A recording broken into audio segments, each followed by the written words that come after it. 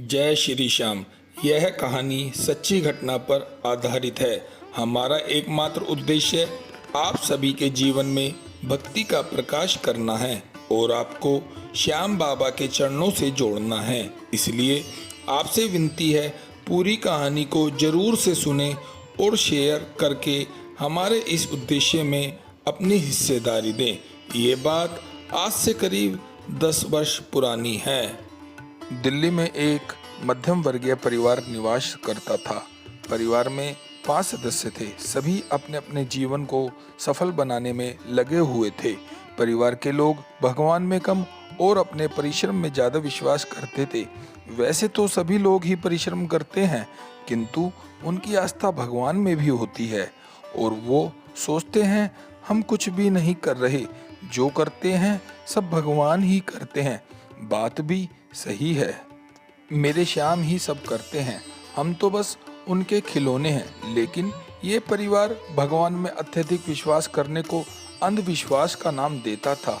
वो बोलते थे कि आजकल धर्म के नाम पर ढोंग पाखंड होता है, इसलिए हम इन सब से दूर ही रहते हैं।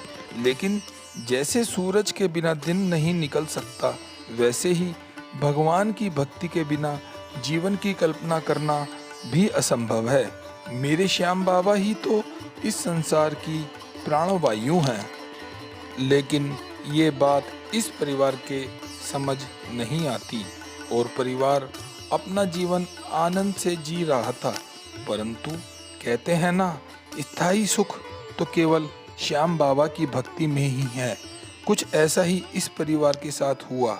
अब धीरे धीरे इस परिवार का दुनियादारी वाला सुख दुख में बदलने को तैयार था। होता क्या है, एक दिन इस परिवार के छोटे बेटे का एक्सीडेंट हो जाता है।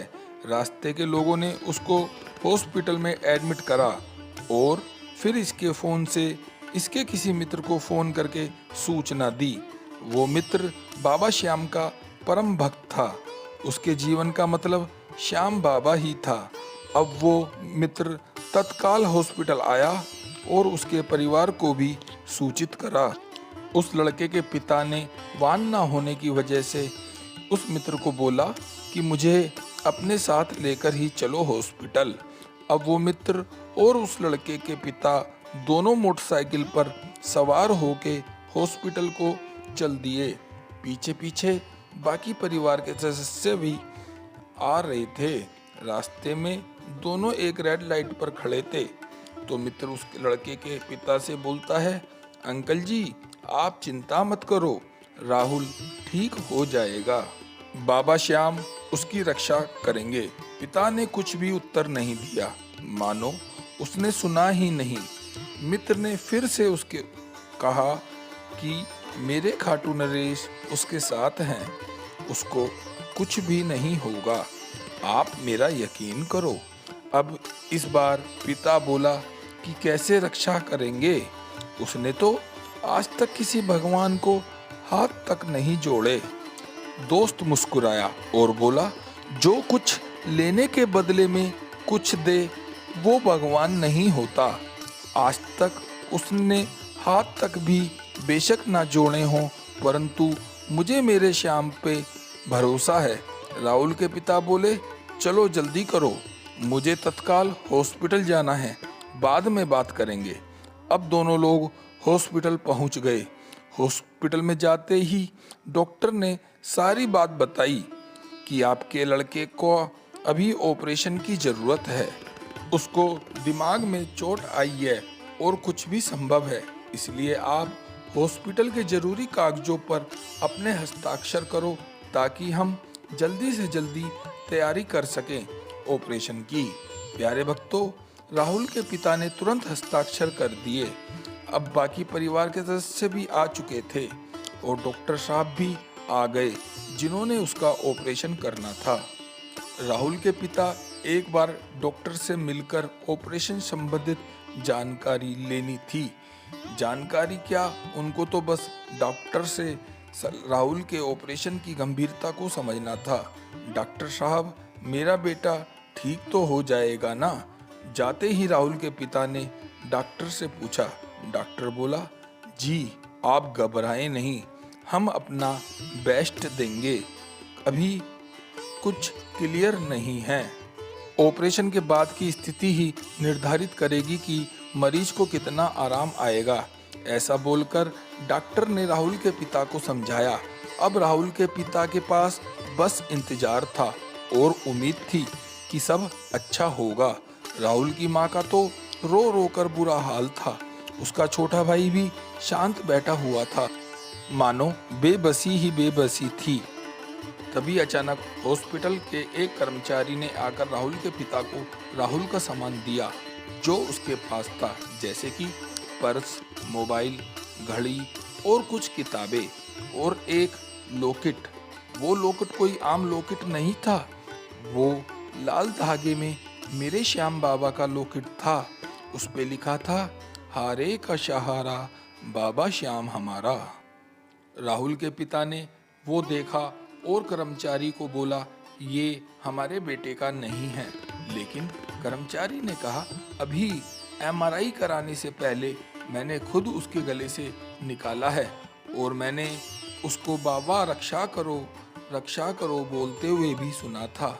ऐसा सुनकर राहुल के पिता ने बिना कुछ बोले वो लॉकेट रख लिया और फिर से इंतजार की स्थिति में आ गए। अब लगभग 4 घंटे बाद डॉक्टर बाहर आए और राहुल के पिता से बोले, ऑपरेशन तो कर दिया है, लेकिन कितने प्रतिशत कामयाबी मिली है यह उसके होश में आने पर ही पता लगेगा। आप चिंता ना करें। ऐसा बोलकर डॉक्टर चला गया और पिता ने बाकी परिवार और आए हुए लोगों के साथ डॉक्टर की बात जानकारी साझा करी। खैर, कुछ ही घंटों में राहुल को होश आ गया, लेकिन वो आईसीयू में था। डॉक्टर द्वारा राहुल की एक बार फिर स्थिति को देखा गया, जो चमत्कारिक ढंग से बहुत ही अच्छी थी, क्योंकि डॉक्टर को तो इतना जल्दी होश में आना ही एक अजीब बात लगी। ऊपर से राहुल की परिस्थिति भी काफ़ी अच्छी थी, जिसकी डॉक्टर को भी उम्मीद नहीं थी। अब एक बार फिर पिता और डॉक्टर मिले और डॉक्टर ने पिता को संतुष्टि दी और बोला, ये किसी चमत्कार से कम नहीं है आपके बेटे का जल्दी होश में आना। राहुल के पिता ने यह सुनकर संतुष्ट हुए, जिसकी वास्तव में बहुत आवश्यकता थी।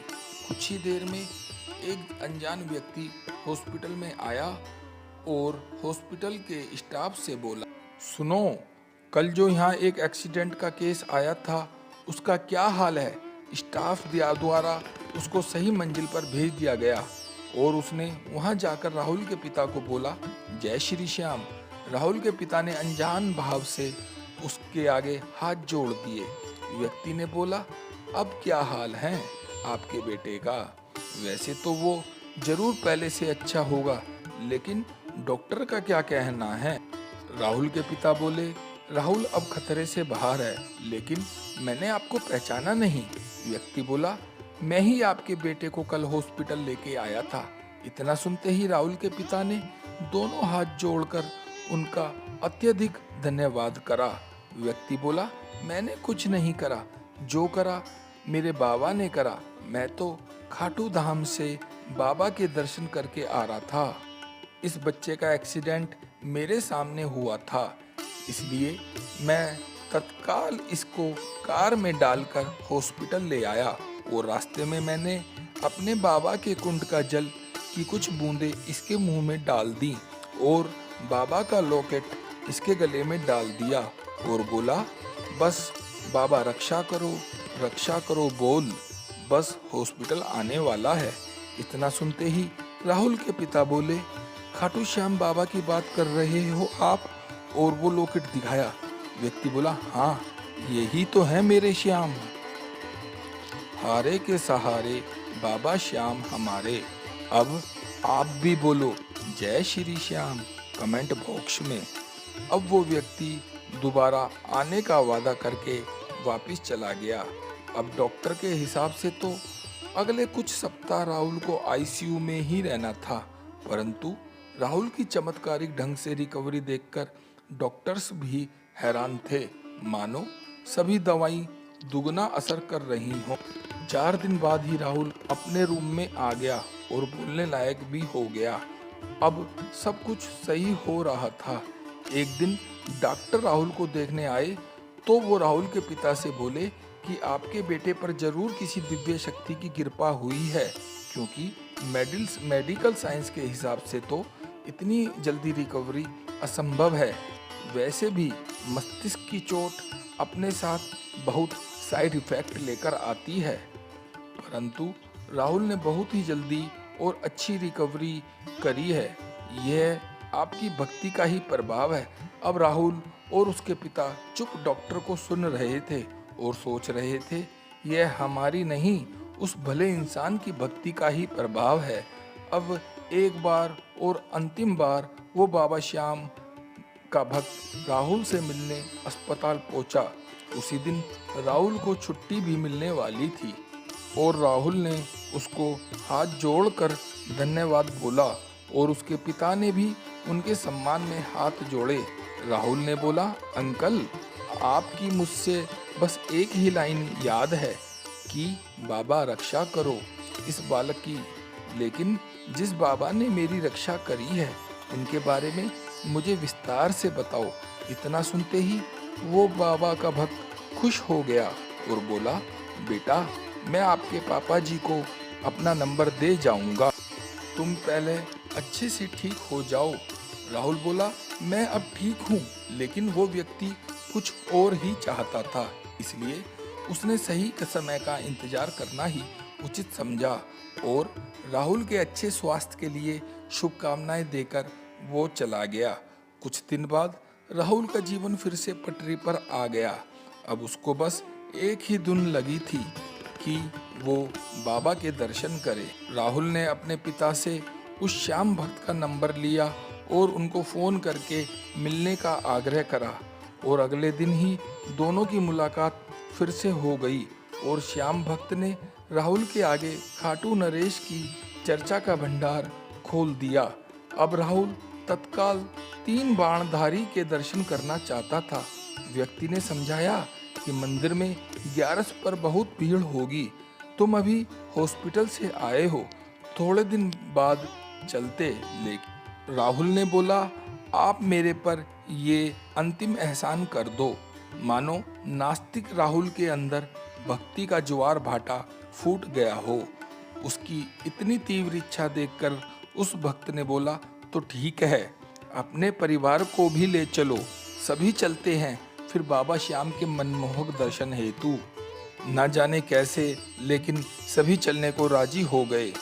आ गया मैं दुनियादारी सारी बाबा छोड़ कर, लेने आ जा खाटू वाले रिंगस के उस मोड़ पर, रिंगस के उस मोड़ पर। सभी कुछ ही घंटों में खाटू धाम में थे और कुछ ही मिनटों में बाबा के सामने। राहुल ने बाबा के दर्शन करे और भेंट स्वरूप बाबा को अपना दिल दे दिया और गया तो था राहुल, वापिस आया श्री श्याम भक्त। प्यारे भक्तों, जिस तरह एक मछली सारे तालाब को गंदा कर देती है, ठीक उसी प्रकार एक भक्त सारे परिवार को भक्त बना देता है। कुछ ऐसा ही दिल्ली के इस परिवार के साथ हुआ। बाबा श्याम ने राहुल के परिवार को अपनी भक्ति दी। भक्ति का मतलब चमत्कार नहीं होता, भक्ति तो समर्पण से आती है और जब समर्पण होता है तो फिर मेरे श्याम बाबा चमत्कारिक ढंग से अपने भक्तों की भक्ति का फल देते ही हैं। लेकिन याद रहे, भक्ति में दिखावा नहीं होते, बस प्रेम होता है आपने श्याम बाबा के लिए। आशा करता हूँ आप सभी को ये सच्ची घटना पर आधारित कहानी अच्छी लगी होगी। इस कहानी को अवश्य अपने मित्रों के साथ शेयर करें। आप सभी के जीवन में बाबा श्याम की कृपा बनी रहे। जय श्री श्याम। खाटू नरेश की जय।